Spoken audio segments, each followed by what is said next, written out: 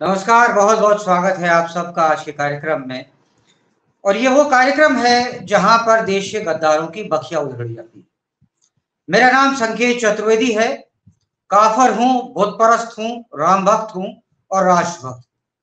इस राष्ट्र के लिए अपनी जान देने को भी तैयार हूं और पेशे से कलम का सिपाही हूं।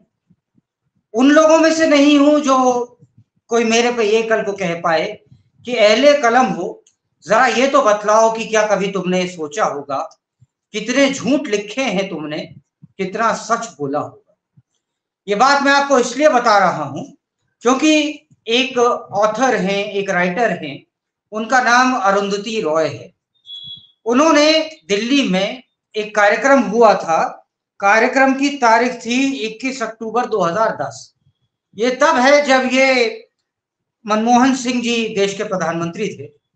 उस कार्यक्रम में दिल्ली में कॉपरनिकस रोड पे कार्यक्रम हुआ था। वहां पर अरुंधति रॉय ने कहा था कि कश्मीर भारत का अभिन्न हिस्सा नहीं है।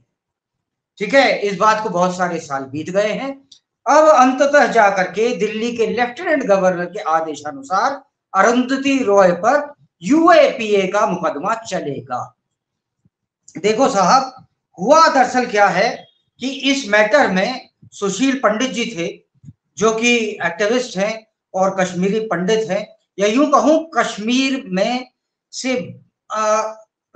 विस्थापित तो भी कहना गलत होगा। ये वो कश्मीरी पंडित हैं जो अपने ही देश में शरणार्थी बन गए, हजारों लाखों पंडितों में से ही। इन्होंने जब ये सुना कि कश्मीर भारत का हिस्सा नहीं है, इन्होंने रुख अपनाया अदालत का। काफी साल घूमने के बाद में अब आज मतलब एक दिन पहले जब मैं ये रिकॉर्डिंग कर रहा हूं, तब लेफ्टिनेंट गवर्नर वीके सक्सेना, जो कि दिल्ली के लेफ्टिनेंट गवर्नर हैं, उनके आदेश अनुसार इन पे जो अरुंधति रॉय हैं उन पे यूएपीए के तहत मुकदमा चलने का आदेश दिया गया है। अब यूएपीए की धारा 45(1) के तहत इन पर मुकदमा चलाया जाएगा।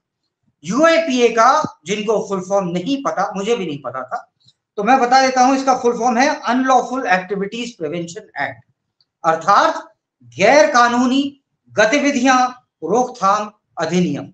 इसका अर्थ यह है, अगर आप भारत की संप्रदा, आप भारत के खिलाफ, मतलब ओवरऑल जिस्ट में समझिए दोस्तों, कि आप भारत के खिलाफ कुछ भी बोलेंगे तो आपको उसके लिए 5 से 7 साल की सजा हो सकती है। तो ये 1967 में दोस्तों कानून बना था, ऐसा नहीं कि मतलब अभी कुछ बन गया है। कानून बहुत पुराना था। जब ये डायलॉग दिया गया था 21 अक्टूबर 2010 को, तब भी ये कानून था, मगर इस कानून पर कुछ भी उस टाइम की सरकार ने, मनमोहन सिंह जी ने ध्यान नहीं दिया। और यासिन मलिक के साथ वो स्वयं भी घूमते रहे, मतलब मिलते रहे, घूमते तो नहीं, मिलते रहे। और यासिन मलिक कहीं ना कहीं इन अरुंधति रॉय के भी साथी थे। साथी इसलिए कह रहा हूं क्योंकि साथ थे, जो साथ है वो साथी ही कहलाएगा, और कुछ तो अपने मन से कहा नहीं मैंने। आप फोटोग्राफी देखिए, आपको पता लग जाएगा कि यासिन मलिक और कितने भावपूर्ण तरीके से अरुंधति रॉय उनसे मिल रही हैं। इसमें ओवरऑल जो हुआ दोस्तों, जो देश की मीडिया है, मैं थोड़ा उसका भी रुख क्या रहा उस पर आपको बताता हूं। दैनिक भास्कर एक अखबार है, हिंदी का अखबार है, फेमस अखबार है। दैनिक भास्कर पे इनकम टैक्स की रेड पड़ी थी। तो उन्होंने इस पूरी न्यूज को किस तरह से दिया है आप ये समझिए। उन्होंने दिया, लेखिका अरुंधति रॉय पर यूएपीए के तहत चलेगा मुकदमा। मतलब पता नहीं क्या, मतलब बड़ा उनपे कुछ खिलाफ हो गया, उनके खिलाफ कुछ कर डाला। अरे यार, तुमने बोला कश्मीर भारत का अभिन्न हिस्सा नहीं है, उस चीज की रिकॉर्डिंग है, क्यों नहीं चलेगा मुकदमा? बिल्कुल चलना चाहिए। अब आप इंटरनेशनल मीडिया, जब अपने ही देश में ऐसे हो तो इंटरनेशनल का क्या होना। दो बाहर के हैं, एक है उसका नाम है स्काई न्यूज और दूसरा है गार्जियन। तो स्काई न्यूज और गार्जियन दोनों ने एक ही जगह से ये न्यूज पिक करी है। उन्होंने लिखा, Booker prize winning author Arundhati Roy to be prosecuted in India for Kashmir comments. Kashmir दोस्तों हमारा हिस्सा है। अगर कोई व्यक्ति खड़े होकर के ये बोलने लगे कश्मीर भारत का अभिन्न हिस्सा नहीं है, तो हम उसके खिलाफ कुछ ना कुछ कार्रवाई करेंगे ही करेंगे ना, उसमें गलत क्या है? और हम क्या कर रहे हैं, हमारे यहाँ क्या कानून है, इसकी शिक्षा हमें गार्जियन और स्काई न्यूज तो नहीं देगी? या ये अभी भी उसी मोड में है कि we are so very good, you are so very bad, we are born to rule, you are born to be led? ये बातें हो सकता है वो लोग मान ले जो मानते हो कि जॉर्ज सोरोस ही सब कुछ फंडे मानते हैं, जानते हैं, वो पैसा भेज रहे हैं तो सब कुछ उचित है। जो लोग ऐसे भी इस देश में बैठे हैं जो कि मानते हैं कि अगर राजीव गांधी फाउंडेशन में चाइना पैसा दे रहा है तो सब ठीक है, कोई बात नहीं, दे रहा है तो दे रहा है। तो बेसिक मतलब ये भी मैंने क्यों उठाया, उसके पीछे मैं आपको बताता हूं कारण। somebody must be funding these sort of guys। ये बुकर टी अवार्ड देने के बाद में इनको हीरो बनाया जाना, अरुंधति रॉय को, या रेमॉन मैग्सेसे देने के बाद में अरविंद केजरीवाल को एक लार्जर देन फेम का वो देना, बाद में उनकी धीरे धीरे सारी परतें खुली, वो खुद कहने लगे आई एम एन एनार्किस्ट। उसके बाद में पैसा का, वो शराब घोटाला का, दवा दारू सबरा घोटाला वो सामने आया कि वो किस प्रकार के व्यक्ति हैं।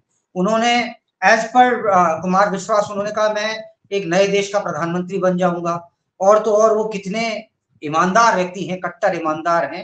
हालांकि उनका कहना तो यह है कि महाराजा हरिश्चंद्र उनका नाम छाती पर गुदवा कर आए थे, लेकिन फिर भी आप सोचिए कि सिख फॉर जस्टिस जो एक आतंकवादी फाउंडेशन है, मतलब सिख फॉर जस्टिस नाम से भ्रमित मत हुई दोस्तों, उसका जो पतवंत सिंह पन्नू है वो कहता है मेरे पैसे खा गया। तो ये किस टाइप के आदमी है, और किन लोगों को आप देखिए, ये विदेशी लोगों ने हीरो बनाया, और हीरो बनाने के बाद में बेसिकली ये लोग कर क्या रहे हैं, इस देश की जड़ें खोदने का काम कर रहे हैं। अब दोस्तों मैं आपको बताना चाहता हूं, ये अरुंधति रॉय को लेकर के जो इतनी हाय तौबा मचाए जा रही है, राइटर राइटर राइटर राइटर, ये किस प्रकार की राइटर हैं। इन्होंने एक जगह लिखा the only dream worth is to dream that while you are alive and die when you are dead.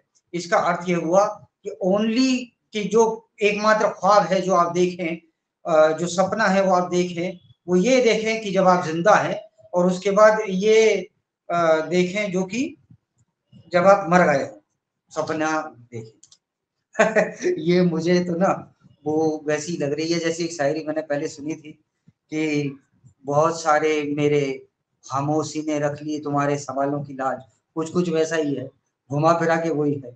खैर अगर मान के भी लिया जाए कि ये अच्छा लिखा है और ये अवार्ड विनिंग कंटेंट है, तो मैं एक चीज और आप लोगों को बताना चाहता हूँ कि देखो भैया, एक वसीम बरेलवी थे, ठीक है, इसका समरी में निकाल रहा हूँ।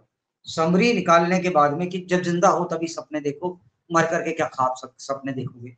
तो वसीम बरेलवी ने एक शेर लिखा था, उन्होंने लिखा उसूलों पर आँच आए तो टकराना जरूरी है, वो अगर जिंदा तो जिंदा नजर आना जरूरी है। आप मेरे को बताओ ये कितनी बड़ी लेखिकाएं कि उसी की कॉपी मार रही हैं। किसी को बुलाया, अनुवाद करा या कराया, और अनुवाद भी ऐसा घटिया कराया कि वो साला कन्वर्ट ही नहीं हो रहा, वो लिखा क्या यही समझ में नहीं आ रहा। अरे कम से कम ढंग का तो लिखो। और उसके बाद आपको पता नहीं कैसे लोग हैं जो अवार्ड दे देते हैं, जाने कैसे लोग हैं, कहाँ से आते हैं लोग, कौन है ये लोग। और अवार्ड तो उन लोगों को भी देना चाहिए जो यासिन मलिक जैसे लोगों से मिल रहे थे देश के प्रधानमंत्री होने के बावजूद। यासिन मलिक दोस्तों वो आदमी था जिसने भारतीय वायु सेना के 2 अधिकारियों की हत्या कर दी थी। आप सोचिए उन लोगों के साथ अगर भारत का प्रधानमंत्री मिल रहा है आतंकवादियों के साथ, तो ये कुछ भी हो गर्व का विषय तो कदाचित नहीं है, कदाचित नहीं है, बिल्कुल नहीं है।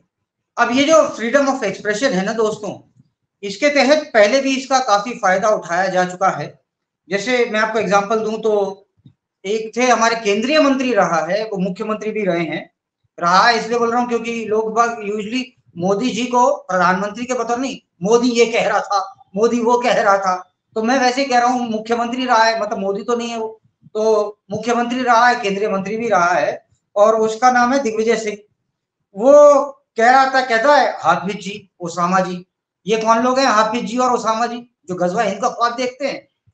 अब आप सोचो कर्नाटक में जहां पर कांग्रेसी जीतते हैं विधायक, कर्नाटक में कांग्रेसी विधायक जीतते हैं, वहां पर नारा लगता है पाकिस्तान जिंदाबाद का। और कौन लगाता है? जो इनके एमएलए हैं, शैला राशिद टुकड़े टुकड़े गिरोह की, कन्हैया कुमार एक धक्का और दो, पाकिस्तान जिंदाबाद के नारे। ये जेएनयू में भी लगे थे, वो भी तब लगे थे जब राहुल गांधी वहां पे बैठे हुए थे दोस्तों। और वो क्या कहा गया था, चलिए जेएनयू पे ही बात आ गई है, तो अब फ्रीडम ऑफ एक्सप्रेशन क्या सिर्फ इन लोगों के, हम लोगों को नहीं है? हैं? क्या कह रहे थे तुम, कितने अफजल मारोगे, हर घर से अफजल निकलेगा। तो फ्रीडम ऑफ एक्सप्रेशन तो मुझे भी है बेटा, उस घर में घुसकर मारूंगा जिस घर से अफजल निकलेगा। चलते चलते दोस्तों, मैं सिर्फ दो बातें आपको कहना चाहता हूं। पहली बात, एक अंग्रेजी की मैंने कहावत सुनी, love the country you live in और live in the country you live. अर्थात जिस देश में रहते हो उससे प्यार करो, वरना उस देश में रहो जिससे तुम्हें प्यार है। एटलीस्ट सच्चे तो हो, ईमानदार तो हो अपने कर्तव्य के प्रति। और जो अंतिम बात है, क्योंकि बात यहाँ पे लेखिका की आई और कलम से परिचय मेरा भी है, तो कहना चाहता हूं कि भाई मेरी जो कलम है ना, इसकी जो स्याही है उसमें जंग नहीं लगा, पॉलिटिकल जंग नहीं लगा। और जो मेरे शब्द हैं, जो मेरे कलम है, जो तलवार है, उसकी धार भी कदाचित कम नहीं पड़ी। अगर यहां तक आप लोगों ने मेरा कार्यक्रम देखा, आपको मेरी बातें अच्छी लगी, तो कृपया मुझे सब्सक्राइब करें। आप लोगों का बहुत बहुत धन्यवाद। मैं फिर आऊंगा किसी और देश के गद्दार की बखिया उधेड़ने के लिए। जय श्री राम।